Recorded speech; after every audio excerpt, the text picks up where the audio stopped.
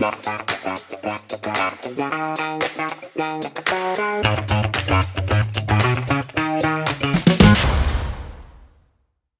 back to It's the Capital Call, where we have keep it simple conversations about real life solutions to real world problems to help you avoid having to make that dreaded capital call in your business.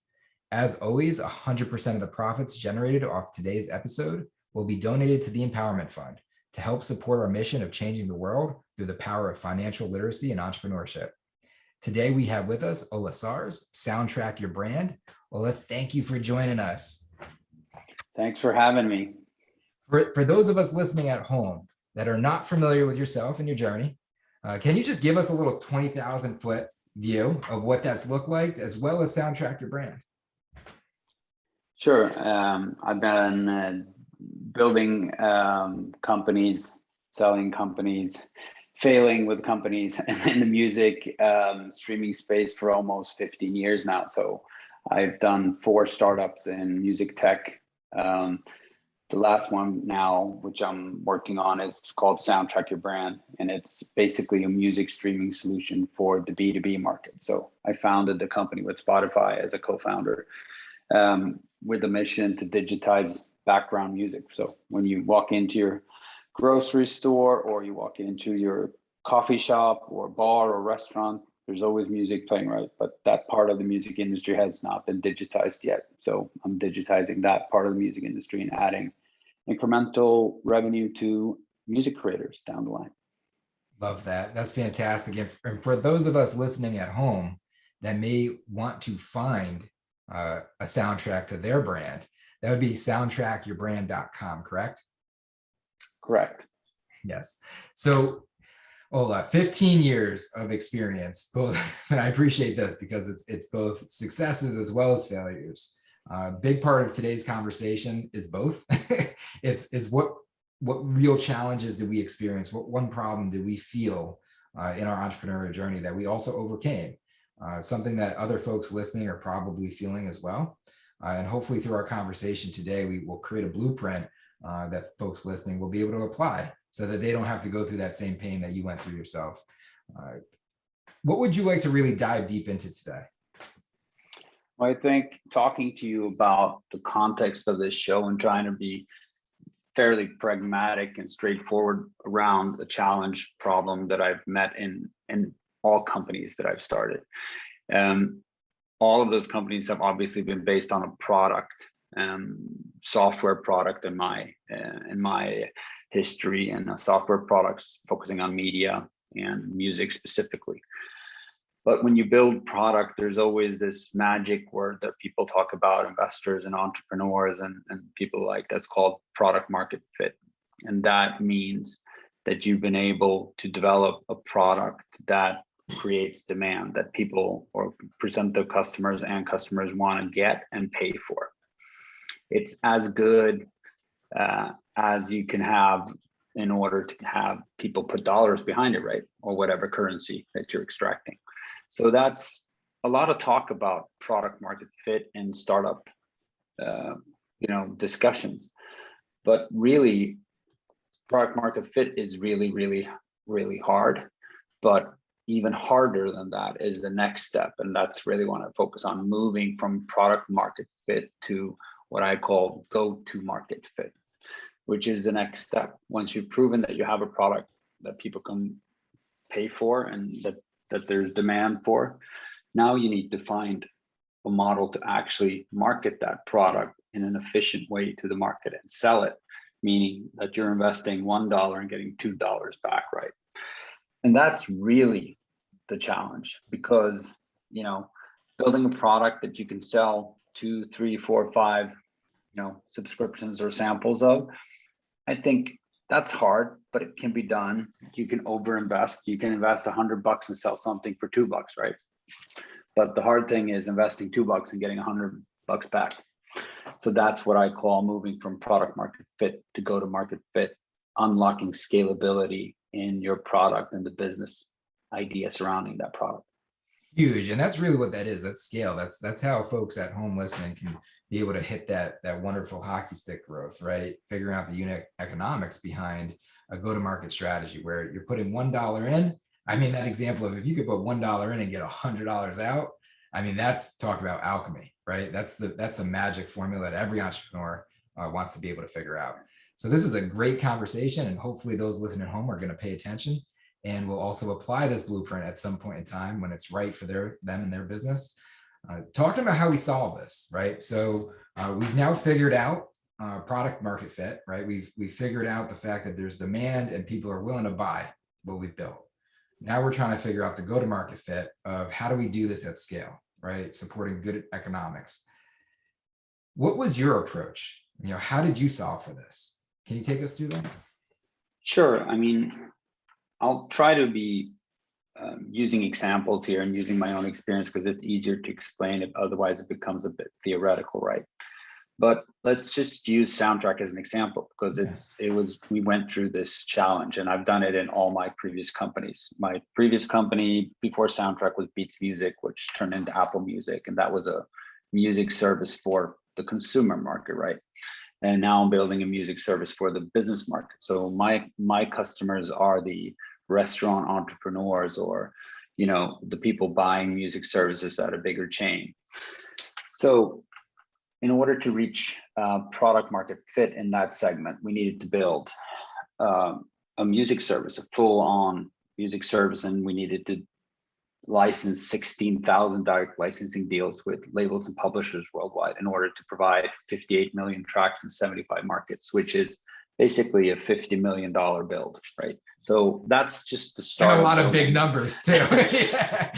I mean, people think like, oh, let's just put together a music service, and it's not. It's not that simple. there's a reason why there's only one startup fighting right now against Apple, Amazon, and Google. It's because they did it really well and they raised a bunch of money. So building music services is expensive as hell, pardon my English, and it's really complicated. You need to know what you're doing. So just roughly, it's a $50 million raise that you need to do to even get to the first product out in the market. And so that's challenging, obviously, because you're investing a lot of money before you're even on revenue, meaning you're not generating any revenue. So you need to build a big promise that you can build a product that reaches product market fit, and then that you can start scaling that product. So we got to a point where we started learning about the B2B market. I had never done B2B before, meaning that you're actually selling to businesses, not to consumers. And we started obviously looking at the big brands like Starbucks, McDonald's, and those guys, and then the middle. It's easy to do that. And you start building a product towards those segments. And those users and those buyers are completely different than, for example, the entrepreneur in Connecticut with 5 restaurants, because she will go online and buy stuff, buy SaaS products, self-service. Whereas the chains always have kind of a procurement process, right? And they have other people managing the service, and they don't really want to log into a software interface and so forth. So we went really wrong when we just in the first phase reaching product market fit, because we didn't establish a very clear picture of what our target segment was our preferred customer group. And if you don't do that before building product towards product market fit, you're pretty much setting yourself up to fail. I mean, imagine trying to build a truck and a car at the same time. That's basically what we're doing. It's completely different use cases, completely different buying processes, and so forth. So in order to get to product market fit, you first have to make a qualified strategic exercise towards who are you building the product for in order to unlock product market fit, stage 1. Oversimplified, super hard to build, music service, and then, going down the big mistake of not doing your homework in terms of what customers are we going after first. Hence, you're building a product that really doesn't appeal that well to any of the segments. You spread yourself too thin. So that was a very clear mistake we made in the first stage of establishing product market fit.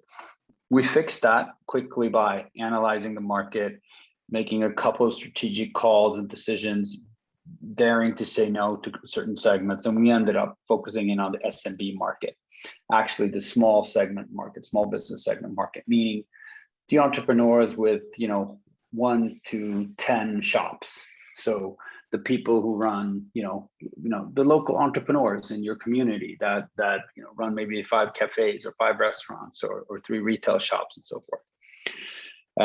So once we have done that, we could really analyze how they're buying, what they're using, what they need in terms of music, and we can build the product towards them, towards the need that they have.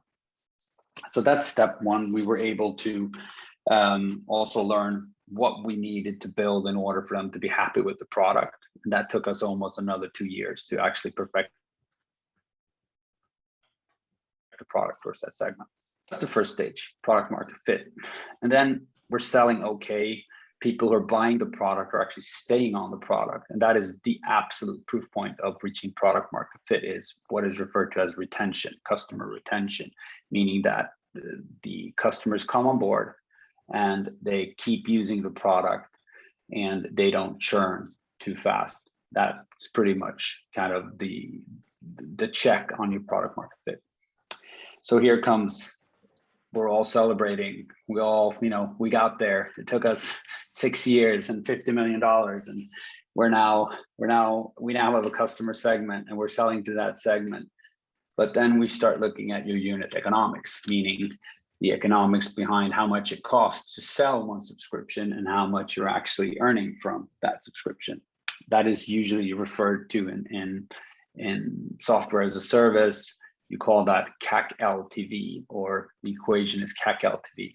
CAC stands for customer acquisition cost, the cost that you pay for every customer that you're acquiring, just what it sounds like, right?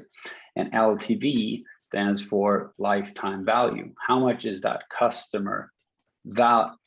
What's the value of that customer discounted to today? So if I'm selling a product ever subscription, which I earn $10 a month, and the customer stays 10 months, obviously the value is $100, and then you put a discount rate on that. But basically that's the equation.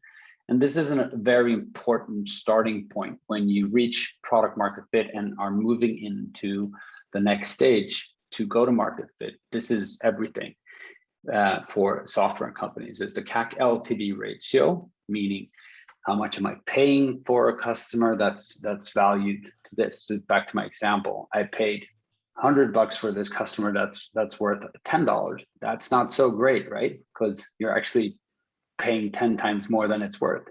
But if I'm paying $10 in CAC, and it's worth $100, then I'm getting 10x on my investment. That's awesome. And once you kind of started establishing that, and I'll speak to that in a second, then you also need to add the last kind of component, which is the growth rate. So how fast can you scale with that value creation? Does that make sense? Yeah, this is fantastic. So in terms of recapping, right? So there's so many nuggets that you just dropped into this. Like, you could see the experience literally oozing out of the conversation. And for folks listening at home, some folks, this may be the first time. Other folks, this may be the first time that they finally get it and they're going to actually apply this and do it right. Figure out this alchemy, because that's really what we're talking here, is the alchemy, the magic formula in terms of being able to bring a product to market successfully and scale it. In terms of that product market fit, right? In terms of understanding and making sure you validated it, I think you hit a couple of things that are really important. We've got to emphasize it. First is that identify the who, right? So you had made the mistake and the pain of not necessarily getting that right up front. But when you reapproached, a couple of things that I heard that I want to really make sure that we highlight and go deep into is the fact that you were willing to, in your journey of getting specific of who that is, that specific who, you were willing to say no. And that's such a scary thing. And all that, like, emotions, can trump logic sometimes. And fear is a pretty strong emotion, especially as an entrepreneur trying to get to product market fit. You were willing to say no to the wrong customers in order to get to the right one. And because you were able to find the right one, you were able to lean in, learn, and ask, what do they actually really want? And you listened, you delivered, and you built. And then your validation, which you were patient for, was that concept of, are they staying? And then you literally left it from that point of validation of, okay, now we know we can retain a customer. We can get a customer, we can retain a customer. Now it gets us to this next stage, which is how do we get more? Right? That's the next level. And in terms of that understanding of how do you get to more, it starts with the unit economics. You need to understand and know your numbers. So those of us listening at home, we need to understand how much is it costing us to be able to bring a new customer in. If you can't understand how much it's costing you to get a new customer in, and you don't know how much that customer is worth, you don't know whether you're making money or losing money in your operations of the business. And that's a critically important thing, because if you don't know that, then you're not going to be on top of your burn rate. And if you're not on top of your burn rate, you could run out of money, right? Especially if it takes you $50 million to get to product market fit in the first place, right? So in terms of where we're at in this conversation, there are so many things. And I know for a fact that folks are going to apply this blueprint, and we're going to go deeper into this as well. We're going to create more content around this because this is such an important topic. But now we're getting into understanding the growth rate, right? So we understand our unit economics of what our CAC is, what our LTV is. Now we're getting into growth rate and applying that to this next step. Where do we go from here? So what's the next step in this journey? Well, first I want to comment on, you picked out really the most painful part of this exercise, which is saying no. And I really want to underline that, because that's so easy. If you're well-funded, if you're not funded, if you're semi-funded, it's always back to you're taking the dollar that's the closest sometimes. And saying no to dollars is the biggest disciplinary exercise you need to take on as an entrepreneur, and work on your strategy before you take that. So yes, that is really what needs to happen, and find the customer that you're going after, make that call, and data driven and educated, and then go for it from there. It makes it so much easier, but you will have to say no. Strategy is saying no, as Peter Drucker said. So so where do we go from there? If you kind of figured out that how much you're spending to bring in a customer, right, the CAC again, and you have a notion how much those customers are worth, and then obviously there's a more sophisticated, there's different customers that are worth different much, and then you're spending, different CACs to those and so forth. But let's just assume that you're doing one CAC towards one customer, one LTV. And then you figured out that, okay, I can actually spend, let's take a more reasonable example. I can spend $100 to bring in $200, which is pretty good. So I have a customer acquisition cost of 100, and I'm seeing now with my first 38 customers that I'm able to bring in customers that are worth 200. So every one of those 38, I'm actually doubling the value that I'm investing, right? Where do I go next, to your question? Great. What growth rate is 38 customers? Maybe that's great in the beginning, but sooner or later you have to find scalability in growth. You have to be able to replicate and extrapolate kind of a growth function based on that. And what that comes down to is, what's your go-to-market strategy? What's your sales model? And there's a bunch of different ways of selling stuff, but and I come from software and music software, but I'll try to be more general. You can either use, humans through, if you're selling complex enterprise solutions, obviously you need like really, really sophisticated sales force perhaps. And that's one way of selling. But then obviously those values, those customers need to be valued a lot, because the cost of sale, the customer acquisition cost through that type of selling is very expensive with humans. Then you can apply inside sales, which still humans, but you're kind of on the phone or on different types of chat functions, but you're still selling through human touch. Or you can try to move towards what I'm always trying to achieve, which is self-service and basically online self-service, where you're distributing your product and the customer's signing up without any humans involved. Meaning that the customer acquisition cost obviously is optimized, and the customer is doing all the work for you, right, through the software. You just need to focus on product. So then it's about finding your go-to-market strategy and excelling in your go-to-market strategy to kind of perfect your go-to-market fit, right? And it comes down to everything of really digging into that core customer that you're going after, that the decision you made in your first stage, and understanding how do they buy, what are they prepared to do, what do I need to do in order to bring them in and have them do this for me. I need to sign up the activation, getting going with the product, finding the right playlists, setting up the 3 restaurants, scheduling the music maybe, and kind of deepening the product relationship with them. It's all about, working with both kind of the intake, how much can I scale the CAC? Can I keep going? Can I, if I spend the 38 times 100 was my first CAC month, maybe if I do, instead of $3,800, if I put $10,000, can I still bring in 1 customer per, $100 as I did previously? That is the scalability function in that. And that's the hard part. That's why, 1 out of 100 is, 99 out of 100 startups fail, because they don't have strong enough product market fit. They don't have strong enough go-to-market fit.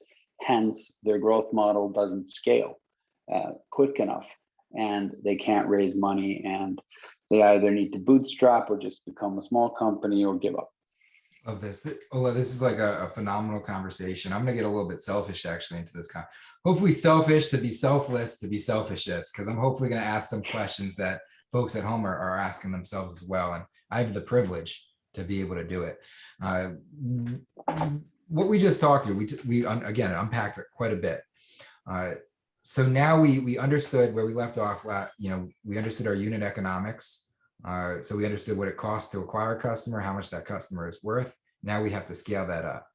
In order to get to that point of scale where it's about replicating what works already and replicating it to the point where we don't see diminishing returns off of it, right? So what we're really trying to pay attention to it, and I'm trying to like pull out of like the what I just heard, like the real critical things that are real lessons, where maybe if somebody wasn't attentive or if they didn't pay attention to these things, they may have thought that they figured it out. And then 6 months later, they realize, wow, there's some pain, there's some hurt that I could have probably avoided. And it feels like one of the most important things that I just listened to was, we figure out our economics, we figure out what that channel that works makes sense. In terms of channels, you dove into this concept of what is our sales strategy, what is our sales approach? We have human high ticket, you have human low ticket, and then you have automated. Human high ticket being like enterprise sales. If a contract's going to support 6 figures or more, then you can support the cost of a professional who requires the salary and the commissions to be able to make and convert that sale, because that is now getting rolled up into your CAC.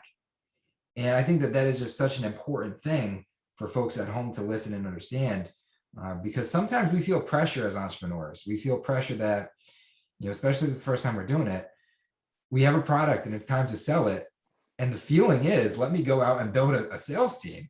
Like, let me go hire some people to sell it. And if we're making decisions to go out and hire and build a sales team without understanding the unit economics behind supporting that sales team, we may be making very bad business decisions. So I love and appreciate that point of concern there. Figure out what the real path to support that sales process is, whether it's going to be human high touch, human low touch, or automated. Much of that should be based off what your product is, what your unit economics are. And then in terms of being able to capture and communicate back that value to market, you have folks that are coming through, you've converted them successfully, you're trying to listen and pay attention to what they're actually enjoying, right? Which comes back to that retention, because we know that the longer that we can retain a customer, the more that customer's worth. So we're trying to extrapolate as much retention as possible. Third, retention is really care, because we want to create as much value through listening and paying attention. By paying attention and creating that value, what I also heard is that we're circulating that back to the sales and marketing team. And we're trying to identify these different channels or different segments that we can target into to figure out unit economics that continue to make sense to support that scale. And where some organizations go awry is maybe they go too deep into one channel that works and their unit economics go bad. They don't pay attention to the details of their customers, and they don't identify other markets and other segments that they can also get into and figure out unit economics that make sense and support their scale. And if those things aren't happening, then we'll find ourselves in a situation, which isn't a bad situation. It's not a bad place to be, but being in a bootstrap organization or a lifestyle business, something that can't support that a unicorn effect. Well, selfish question. So as somebody is approaching this and they're looking at the market and they're looking at market segments, one of the things that I heard, and I don't have real practical experience with, which is truly scaling an organization. You're talking like hundreds of thousands, millions of customers, right? You're talking about really getting to significant market value, enterprise value.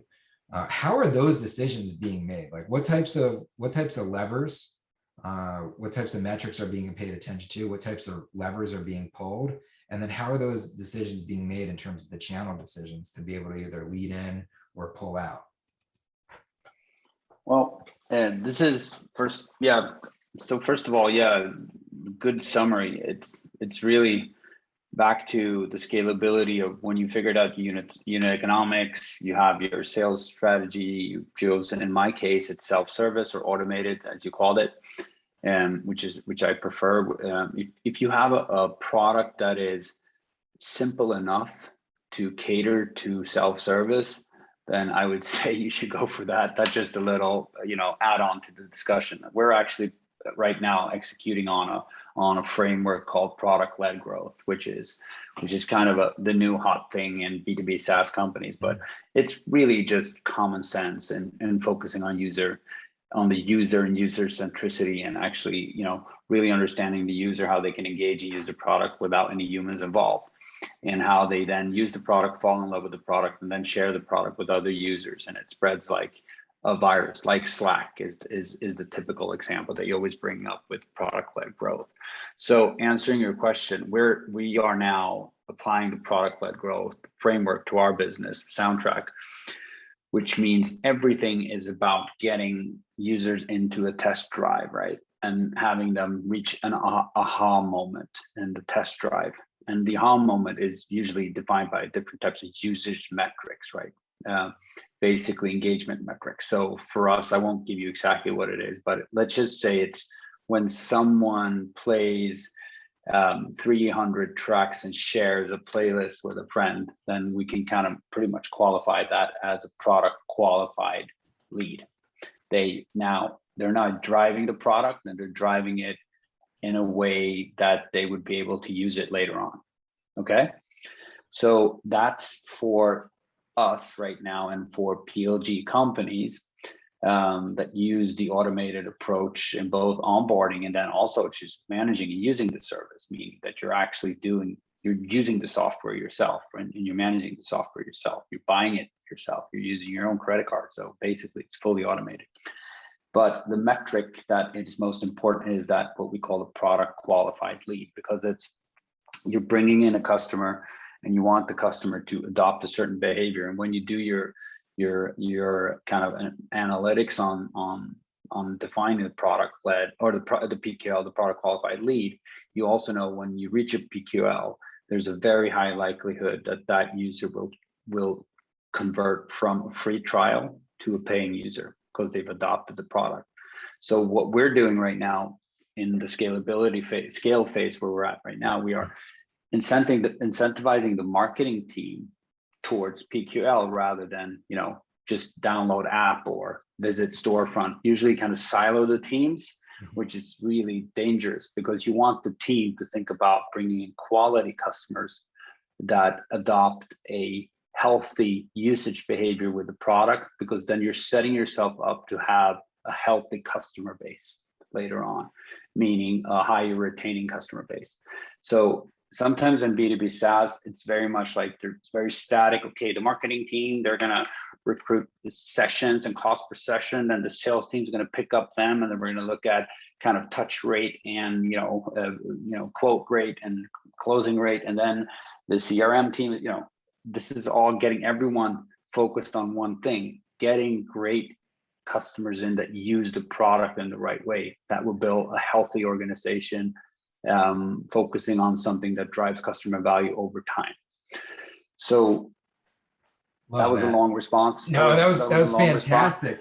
And while I was listening, and for those of us who have also listened to the podcast with the folks over at onboard.io, this conversation, Ola, so this is like super reminiscent of the conversation I had with them, which was all about onboarding customers in around usability and utilization. And it feels like that is like spot on towards where we are also to be able to support scale and growth. And it makes so much sense. It absolutely does. And one of the things that I kind of pulled out of it too, that I was thinking about, and I'm like, wow, we're going to be making this blueprint. I'm sure there's other blueprints that are also going to come from this. It almost feels like this cyclical flywheel in a sense, right? So we started with being able to say no to a customer so that we could find the right customer and then build into that. Now we have a whole bunch of these right customers. They're coming into the product and they have different needs. They have different needs that they're now self-exploring. We're using specific metrics, specific engagement metrics in the system to pay attention to these different tendencies. And what we're really doing in that process is now exploring what other right customers may be. And it becomes almost this natural growth process through the utilization of the platform that allows us to identify these additional segments. And now that because we identify these additional segments, we're identifying who that right customer truly is, and allows us to go back to the market and be able to acquire additional customers in new channels that have better product market fit at better or potentially non-saturated unit economics. And that's how we can get this like constant flywheel just through the adoption of the platform itself. Oh, if you'd be willing to, I'd love to. This was such a valuable conversation because there was so many like true in the weeds, like depth level nuggets of practical experiential wisdom in this, like things that we can apply truly, not just conceptually, but also I think through the blueprint, we're going to actually be able to do this, right? Some of the things like unit economics, like how do we figure that out? So this was like so hands-on value, and I appreciate that. But then there's also other things that came up in our conversation that I feel like would be whole other conversations that I think there could be more value that comes from. So I'm hoping that we would be able to invite you back to the podcast to get into some of those as well, dive deeper into it. As we're wrapping up on this episode, one of the things we love to do, because you've created a ton of value, we truly believe that you get more by giving than by taking. You've given us a ton today. One of the things I like to always lead with and ask is, if you could wave a magic wand and solve one thing today in your business, right? What would that be? Because there's a lot of folks listening, and who knows, maybe one of them could actually come in and help. Wow. Okay. I wasn't prepared for that one. So I think right now we're in 75 markets, and we're just, honestly, we've been heads down rolling out the product. Like we're just looking up and starting to work with these things that I've spoken about, like applying our PLG strategy, fine tuning our growth rates towards a healthy unit economic, getting the marketing flywheel, as we talk about, like the customers getting other customers and so forth. All those things, we're just very, very early in that. But one thing that we are doing is that we are focusing on the US market primarily. We're a Swedish company, but we're focusing on the US company. We're 74 people in Sweden and 1 person in the US. So we're not very present right there. And then COVID, we're coming over for sure, but we're just at the beginning. So what I would like to ask, if there's anyone out there who's seen really smart marketing approaches into the US SME market, meaning the small business. I would just take Square as an example. The people who buy Square, or the businesses that buy Square, those are the customers that we're looking to get to. And if someone has any smart ideas of getting to those small businesses through some type of partnership or some type of marketing trick or some type of, I don't know what it is, but I mean, we can do the online stuff and, work on the CAC and work on the marketing and everything. But there might be a trick out there amongst Americans that we Swedes can't see up here in the dark north of Europe. Love that. And if there is anybody listening that has a solution to that problem, always, please reach out to us at It's the Capital Call, and we'll make sure that we filter and get that connection on over to Ola and his team.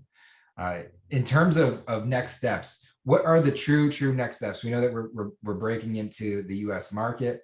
What else are kind of like next step big pictures that we should be on the lookout for in the next couple of years? From us or in general? From you and your team. I mean, from Soundtrack, we want to take over. Every time you go into somewhere where you hear music, we want to be the service platform. So that's what we'll be just executing on. And we're at that point where it's about go-to-market execution. And so I mean, what you'll be seeing is us trialing and error our way into the US market and getting 1 million customers in the US, just like Square. And once we do that, you know what? We're actually reaching potentially 1 billion Americans every day, which there aren't, right? There's only 320,000, right? That means that US citizens walk in and out of stores more than 5 times a day. You guys actually do more 90.2 billion store visits every year in the US. So that's a pretty big market for music. So what you're going to see is that we're actually creating the world's biggest music network out there in the world, much bigger than Spotify or Apple. We're reaching more consumers, bigger than any radio station. So that's what we're really building. Love that. Oh, that's powerful. Ola, thank you for the time. Thank you for the insights. And hopefully we can see you again sometime soon. You will if you do it earlier. Yes. We will make sure to do that. I appreciate everything again. Thank you. All right, man. Thank you. Oh, thank you.